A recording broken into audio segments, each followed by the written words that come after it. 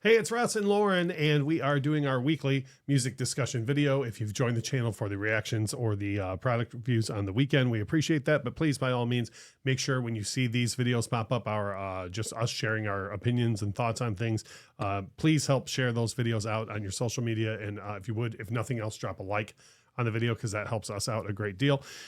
Today is one of our 5 hidden gems videos, and Lauren's going to take us through because I'm very famously on this channel and on the audio podcast when we used to do that. I'm very famously a late Beatles guy. Sure. I don't dislike anything they did in the early days, but this type of list that you've made would be directed towards somebody like me because although I don't dislike Ticket to Ride and Hard Day's Night and Help and whatever. None of those songs have ever caused me to be like, oh, I should look deeper into this. So like, yeah, I get that. Your list would be the thing where I'd be like, okay, well, I'm gonna at least check these out. Sure. And just for context, I guess, in my mind, early Beatles is everything up to the Help album because the Help album is the last album that has a cover song on it. Right. Everything after that is Rubber Soul right after yes, Help? Rubber Okay. Soul's right after Help. Okay, well, this all checks out because from Rubber Soul on is my stuff. Right, there you go. So I'm going to open this up with a song with the Beatles in 1963. It's called Hold Me Tight.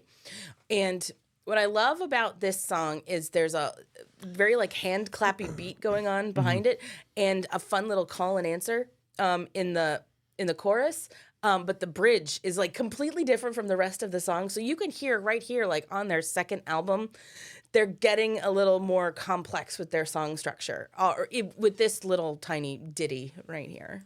Which is cool because, again, for somebody like me, you go back and go, oh, okay. Yeah. They were starting down that. You have one from, I'm pretty sure the only song I know from this record is the title cut, Hard Day's Night, but what do you got next? I've got a song called Things We Said Today. I think this is probably one of the most fun acoustic guitar parts ever. It's got a little Matador kind of flair to it. Nice. It's kind of like that. And this is it's another Paul track. And you could tell this is Paul doing Paul things before we knew what Paul things were. Right. Yeah. He's probably figuring out what Paul things are. Yeah. And the vocal on the I don't even know what part of the song to call it, but it's like right before he gets into the Things We Said Today bit of it again, he goes up and the song turns kind of like pretty and I feel like I can hear birds and then it goes right back down into like a Matador guitar bit. And I was like, again, this is so complex for basically starting to screw around with. So cool. Yeah, that makes sense. The next one that you have on the list from Beatles for Sale, you have a couple from Beatles for Sale, but the first one that you're going to talk about is the only one of this whole list that I had heard before. Okay.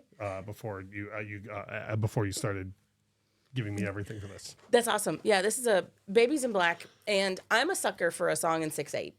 Like a 1, 2, 3, right? I don't know. It's not so much a waltz, but it's like this feels like they're hearkening back to the stuff that they grew up listening to, because it kind of feels very 50s, but it's 50s, but modern for what they were doing here. Oh, yeah. And this is another one of those songs that it tracks for me because it sounds way more upbeat than it is because the Baby's in Black, right, because she's sad. Right. But it sounds all upbeat, which is where it gets you. Sticking on the Beatles for Sale record, you have another song from the same album. Yeah, it's a song called Every Little Thing.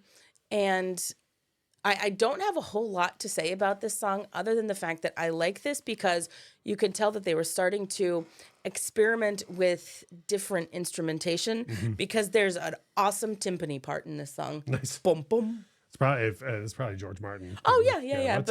Let's do that. Let's try this. It's big. The last one that you have is from the record Help, which, again, I could be wrong, but I might only know the title track from this record. Well, you know Ticket to Ride. Oh, okay. See, there's a whole to-do with the early Beatles records between what we have here and what came out there, and I never looked too much into it because, again, I'm the later guy. I know what happened in the UK with the Beatles records because that's how they got released on CD here. Right. So, yeah, there's a whole Makes lot happening. But yeah, so this is off of Help, and it's called It's Only Love. And this song is less than 2 minutes long.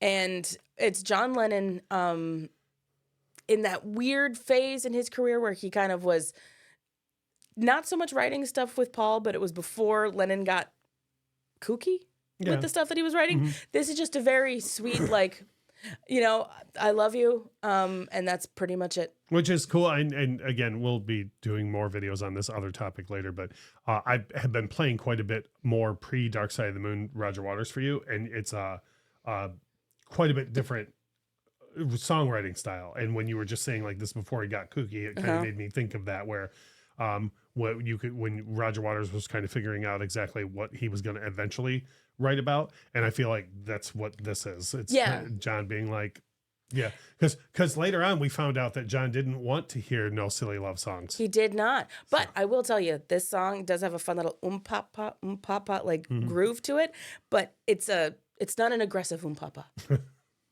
Good. Well, you want to take the aggression out of all of them. All of your papas. Yeah, for sure. So like I said at the top of the video, these are our little music discussion videos that we like to do. I know a lot of people come to the channel for the audio reviews and the vinyl reviews, and a whole lot of people come to the channel for reactions. And that's fine. We love that content as well, but we really like sharing our thoughts on different things to do with music. And more important than that, we like to hear from you. So if you are an early Beatles fan, like I know a lot of people who think I'm crazy for like they can't stand much past Revolver or Rubber Soul, right? Whereas like Revolver and the White Album are where it's at for me, right? So if you're one of the people who loves that early stuff, or you're more prone to listen to the early stuff, you know, let us know what you think of Lauren's picks. Let me know even some more that you would tell me to go listen to. And if nothing else, please drop a like on the video because that helps us out a great deal. And as we always say, thank you so much for watching.